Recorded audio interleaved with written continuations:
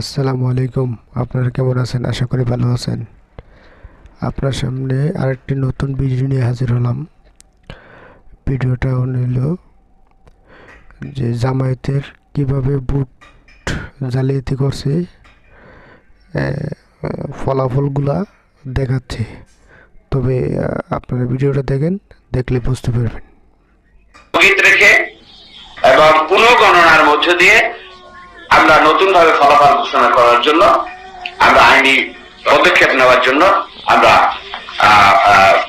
উদ্যোগ নিয়েছি এবং আমরা এর মধ্যে আমাদের আবেদনের মধ্যে আরেকটি দিক আছে যে ফলাফল বাতিল এবং পুনঃগণনার আবেদনের পাশাপাশি ইতিমধ্যে ঘোষিত যে গেজেট প্রকাশ করা হয়েছে তাদেরকে যেন শপথ না দেওয়া হয় সেই শপথ স্থগিত রাখার জন্য আমাদের আবেদন আছে। এটা আমরা ইলেকশন কমিশন পর্যায়ে এটা আমরা অবহিত করব। এখানে যে সমস্ত আসনগুলো আমরা এই প্রাথমিক পর্যায়ে এনেছি এবং ভবিষ্যতে আরো অনেক কিছু আসবে, আপনার সামনে আরো মানবে কথা বলবেন। পঞ্চগড় 1 আসন যেখানে 8,920 ভোটের ব্যবধান আছে, কিন্তু অনেক সমস্যা সেখানে তৈরি করা হয়েছে। ঠাকুরগাঁও 2 5,310 ভোটের ব্যবধানে তাকে হারিয়ে দেওয়ার এনেছে। দিনাজপুর 3 4,589, দিনাজপুর 5 4,831 ভোটের ব্যবধানে, লালমনিরহাট 1 9,141, লালমনিরহাট 2 8,191, গাইবান্ধা 4 3,334 ভোট, 3,034 ভোট, বগুড়ায় 2,156 vote, Bogura 3, Sirajganj 1 8,400 vote, Jessore 3 7,894 vote, Khulna 3 8,835 vote, Khulna 5 2,608 vote আমাদের সেক্রেটারি জেনারেল আসন। এবং নিশ্চিত বিজয়, এই প্রত্যেকটা আসন থেকে নিশ্চিত বিজয়ের বার্তা আমরা পাচ্ছিলাম, কিন্তু সেগুলোকে এই প্রক্রিয়ায় এখন ভিন্নভাবে নেওয়া হয়েছে। আমরা আশা করি পুনঃগণনা হলে এগুলো ফিরে আসবে ইনশাল্লাহ। বরগুনা 1 4,146, বরগুনা 2 6,413, ঝালকাঠি 1 6,890, পিরোজপুর 2 8,288, ময়মনসিংহ 1 6,505, ময়মনসিংহ 1 রিক্সা, ময়মনসিংহ 4 8,311, ময়মনসিংহ 10 8,214, কিশোরগঞ্জ 3 9,990, ঢাকা 7 1,315 ভোট,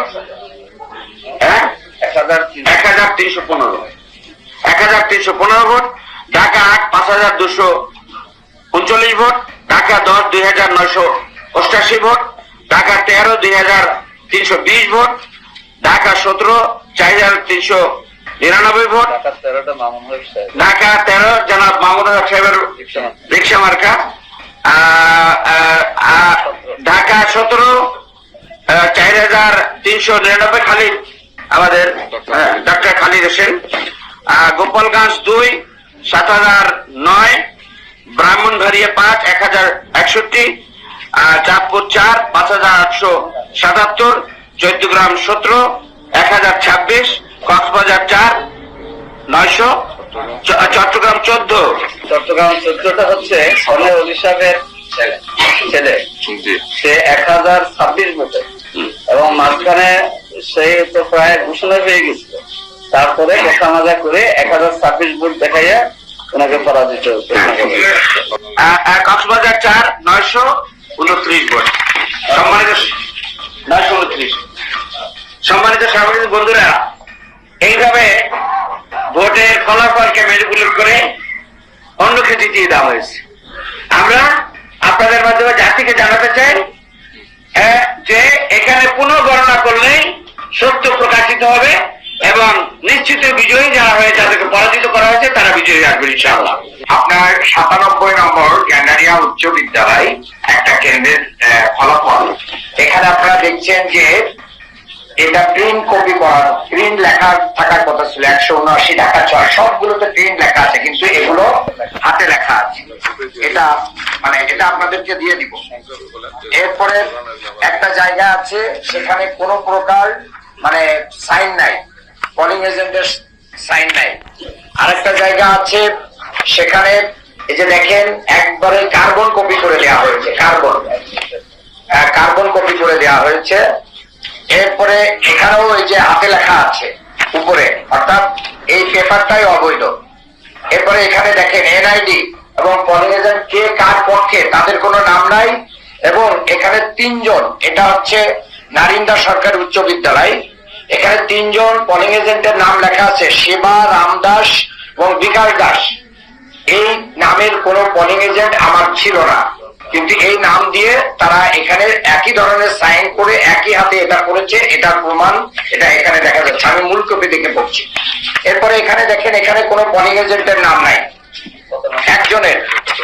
এটা এটা এটা হচ্ছে 48 সিলভারডেল প্রিপারেটরি, এটা ওয়ারি।